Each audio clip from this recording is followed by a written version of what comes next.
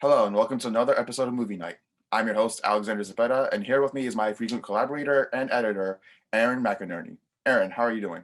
I'm good. How are you? I'm doing okay. We're here today to review the newest MCU TV show, WandaVision. WandaVision, The catchiest WandaVision. theme song ever. It's so good. So Erin, what are your general thoughts on the TV show as a whole?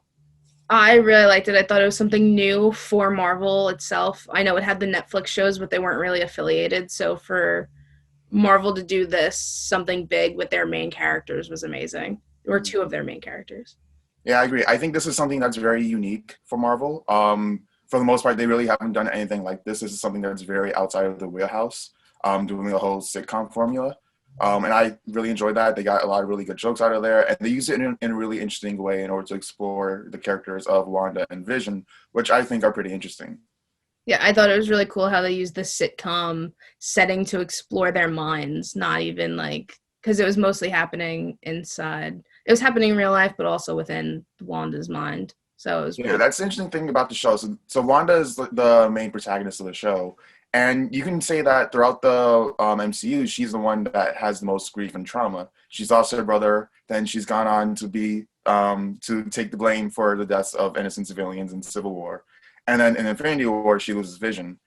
So in this show, you're really seeing her tackle that grief and trauma in a way that I think is pretty interesting. And she loses her parents. Her and Pietro lose their parents when they're 10 too. So that really sets her up for all that grief. So she starts out traumatized with all that, and then just continues to be full of her life, just full of trauma. Mhm. I think the interesting thing about the sitcom formula is that like it allows her to, in a way, it's a way to explore escapism. The same way like how so many people use TV and stuff like that to escape from real world troubles, but at the same time like it reflects like a lot of her own guilt, her own grief, and they do that in really interesting ways. Yeah, episode 8 is my favorite episode personally, but it's also it shows you her past a little bit, but Mhm. from perspectives that we've never seen, and I think it does a great job showing why she is grieving so hard in throughout the season, which is pretty cool. Yeah, I think episode 8 is like definitely one of the highlights, not just of the show, but of the entire MCU in terms of the performances. There's obviously Catherine Hahn who plays Agnes, and she's been talked about all throughout the entire show, all over social media, and she's just a lot of fun to watch. Paul Bettany as Vision is incredible, but clearly the standout is Elizabeth Olsen as Wanda, and I think she deserves an Emmy for that. So what about you? Her performance in the movies alone was so good, but her performance in the show, being like the main character, she just did such a phenomenal job. In terms of like any criticisms that you have of the show, what would you say your biggest critiques are? I think when the show first started, the first two episodes, I know they did it in a specific way, but they didn't, like, the first two episodes feel very disconnected from the second, what is it, 8 or 7. I feel like they're very disconnected because it's just like it gives you a little clues of what's going on, but it's just the two black and white episodes. It Mhm. gives you more clues, I think, in episode 4, but it feels very disconnected. That's like one of my only, like, my biggest thing with it. What about you? For me, my biggest problem comes with the final episode. I think overall it's a very satisfying ending, but for me, it leans too much into Marvel conventions that I think the rest of the show did a really great job of steering away from. That being said, though, there are some like really great scenes within the ending that I think are really emotionally satisfying and give interesting conclusions to certain characters. Yeah, I love that they brought like Speed and Wiccan in, even though they gave them different names. But like the ending of it felt a little very like conventional Marvel, whereas the whole show, like bringing them in, they've never done anything really like that before.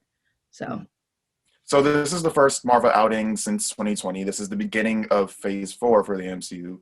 Um, what are you looking forward to the most? In what ways has WandaVision set your expectations for the rest of the MCU?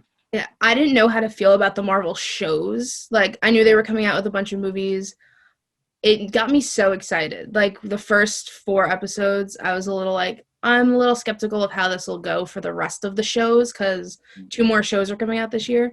But I'm just so excited for them. And now Wanda is supposedly in the next Doctor Strange movie, which I cannot wait to see now. Like, I was excited for it, but now after the show, I'm just very excited. What about you?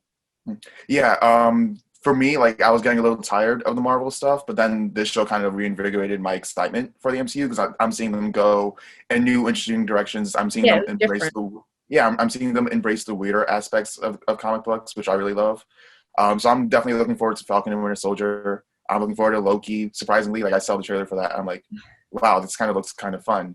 And I look forward to seeing what they do with the movies and how they correlate to the TV shows. Yeah, I love Captain America and the Winter Soldier, so I'm very excited for Falcon and the Winter Soldier to see how they play it off after how Endgame ended.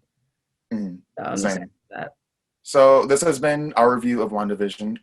Erin, tell us about what you do on the Media Innovation Center channel. At the Media Innovation Center, I edit our movie night for the most part. Some episodes Alex edits, I edit the rest, and then I have my own show, Hockey Alert. So you can check out Erin's series Hockey Alert on the Media Innovation Center if you want to learn everything there is to know about hockey. And thank you very much for watching this episode of Movie Night. And make sure you join us next time to find your next binge watch.